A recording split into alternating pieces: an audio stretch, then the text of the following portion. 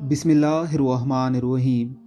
ایک صحابی رسول صلی اللہ علیہ وسلم نے عرض کی، یا رسول اللہ صلی اللہ علیہ وسلم، دنیا نے مجھ سے پیٹھ پھیر لی۔ فرمایا، کیا وہ تسبیح تمہیں یاد نہیں جو تسبیح ہے فرشتوں اور مخلوق کی، جس کی برکت سے روزی دی جاتی ہے؟ جب صبح صادق طلوع ہو تو یہ تسبیح 100 بار پڑھا کرو، سبحان اللہ و بحمدہ، سبحان اللہ العظیم، استغفر اللہ۔ اور بعض روایات میں ہے کہ وہ بحمدہ استغفر اللہ۔ دنیا تیرے پاس ذلیل ہو کر آئے گی۔ وہ شخص چلا گیا، کچھ مدت ٹھہر کر دوبارہ حاضر ہوا۔ عرض کی کہ یا رسول اللہ صلی اللہ علیہ وسلم، دنیا میرے پاس اس کثرت سے آئی کہ میں حیران ہوں کہ کہاں اٹھاؤں اور کہاں رکھوں۔ اس مبارک تسبیح کو اپنا لیجئے۔